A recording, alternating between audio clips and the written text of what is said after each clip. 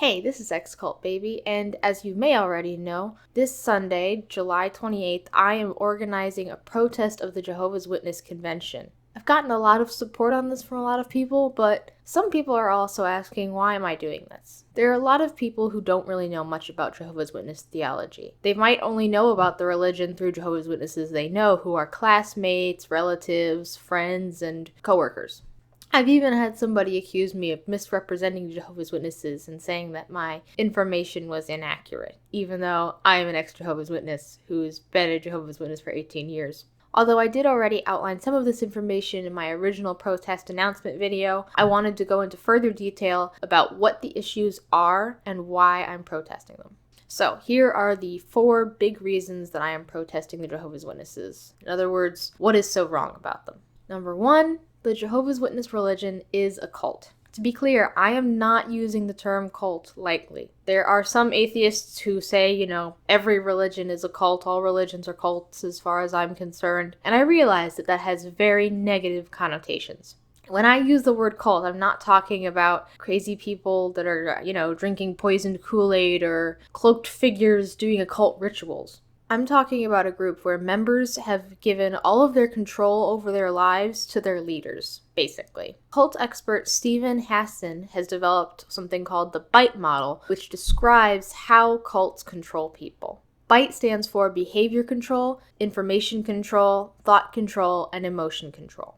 There are various points throughout each category of control, and I have a link in the description that has a more detailed overview of those points. And obviously, a group does not have to match every single point to be considered a cult, just most of them. And I really don't have time, unfortunately, to go through every single one of those points and compare them to the Jehovah's Witness religion, but I have included some links in the description that do just that, and you can see what the comparisons are between those. But to simplify the matter of whether or not Jehovah's Witnesses are a cult, let me say this. It's been said that the difference between a religion and a cult is what happens when you try to leave. And that brings me beautifully into point number 2. Jehovah's Witnesses' shunning policy breaks up families and ruins lives. When someone in the Jehovah's Witness faith commits what they call a serious sin, they are disfellowshipped, or basically excommunicated from the religion, the congregation, and subsequently are shunned. No other Jehovah's Witnesses are allowed to talk to the disfellowshipped person, including their own family. And the punishment is the same for people who haven't committed a serious sin, but simply leave the religion because they don't believe it anymore. The idea behind this shunning is that if the person wants to see their family and friends again, the disfellowshipped one will have to repent, keep going to meetings alone, and not talk to anybody. Basically, prove that they are still a faithful Jehovah's Witness until they become reinstated into the religion. If the disfellowshipped person is disfellowshipped because they don't believe the religion anymore, and they refuse to be emotionally blackmailed into living a lie as a Jehovah's Witness, then they're just shit out of luck for seeing their family and friends again. This extreme form of shunning has led to lots of psychological damage and to the suicides of many ex-members. So who decides who gets disfellowshipped? Congregation leaders called elders form a 3-man judicial committee where they basically interrogate the wrongdoer about their sinful conduct and determine if they're repentant enough to be forgiven or if they have to be disfellowshipped. And if you're imagining a scenario that might include 3 adult men interrogating a teenage girl about how she lost her virginity and asking questions about all of the intimate details, yes, that does happen. And in fact, that's exactly what happened to me at my judicial committee. I moved out of my parents' house of my own accord because I didn't want them to kick me out, and I knew that that would be the subsequent result if I stayed and lived my life the way that I wanted to live it. Since that time, I've had very little contact with my parents and pretty much none with anyone else in my family. One of the criticisms I received on my original protest video was that not all Jehovah's Witnesses uphold this shunning policy, and that is true. There are a handful of Jehovah's Witnesses who don't take the disfellowshipping policy very seriously, but that is not at all the norm. And regardless of how many Jehovah's Witnesses actually follow the doctrine, it's still a doctrine of their religion. In the description are some links that outline more in detail the relationship between shunning and the BITE model, and more details about the disfellowshipping arrangement.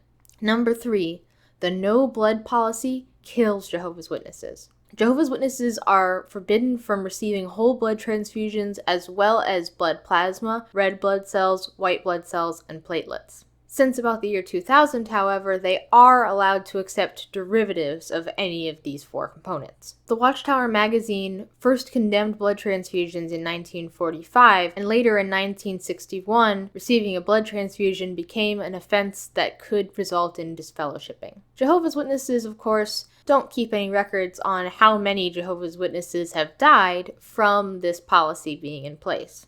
A study in 1993 revealed that about 1.4% of bloodless surgeries performed on Jehovah's Witnesses resulted in that person's death. And using that number based on conservative estimates, it's been calculated that over 33,000 Jehovah's Witnesses have died since 1961 as a result of refusing blood transfusions.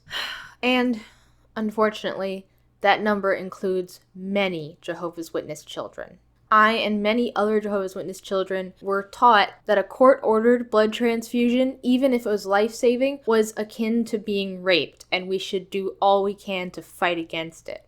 We were also told that accepting a blood transfusion was a grievous sin, and that we would be liable to die in Armageddon as a result. A child cannot make a well-informed medical decision, especially when they've been raised with very one-sided information on the procedure. For more information on Jehovah's Witnesses and blood transfusions, links are in the description. Number 4 is the rampant child sex abuse cover-ups. Let me make this clear. I am not saying that Jehovah's Witnesses are permissible towards child predators, or even that the leadership is permissible towards that kind of thing. They don't like child predators. I'm not saying that. What I am saying is that according to all of these lawsuits that they're getting, and all of the cases that we have seen and have been described by people who are ex-members, it's very clear that they are woefully inadequate at protecting children from child predators, and even worse, at reporting such things to the authorities. One policy that's been particularly damaging in child sex abuse cases is the two-witness rule. Basically, this rule means that there have to be 2 witnesses present to accuse someone of a sin. Obviously, child predators don't usually bring along a second witness with them when they're committing a crime, so you can imagine how damaging this has been. Without a second witness, a lot of testimonies from children trying to get help from the elders in their congregation have been dismissed or ignored. And supposedly, according to a recent Watchtower article, this rule no longer applies to cases of child sex abuse. The problem is that in that same article, they did not acknowledge that this policy has affected child sex abuse cases in the past, nor did they apologize to all of the people that damaged. The vast majority of Jehovah's Witnesses do not know that there is a Catholic Church level child sex abuse problem within their organization. Even though it's gotten pretty good media coverage, they're told not to trust anything negative said about Jehovah's Witnesses in the media. In the description, there are more links to more detailed information about the child sex abuse cases, as well as the subsequent lawsuits. These are not fun topics to talk about, but they are the reasons that I speak out against this organization, the religion that I left. Not enough people know this information, and that is dangerous. Everybody knows Scientology is a cult. Everybody knows that Catholicism has a problem with child predators. It seems like almost nobody knows that Jehovah's Witnesses have both of those problems and more. And the worst part of all of it is that it's the well-meaning, faithful Jehovah's Witnesses who are the unaware victims. That's all I have for this video. If you enjoyed it or you learned something from it, please give it a like, leave a comment, and most importantly, share it. Arm your friends and family with knowledge so that they can learn the truth about Jehovah's Witnesses. If you would like to support me and my work, please consider becoming a patron of mine on Patreon. The lowest patron tier is only $1 a month, and every little bit helps. If you'd like to keep up with me, follow me on Twitter at xcultbaby. Every now and then I do Twitter polls on there concerning what kind of videos I'm going to make next, and that's the social media that I'm most active on, so yeah, if you want to keep up with me, that would be the place to follow me. I'm xcultbaby, reminding you to go free yourself. Thank you for watching. Additional thanks to my amazing patrons. Thank you so much for continuing to support my work.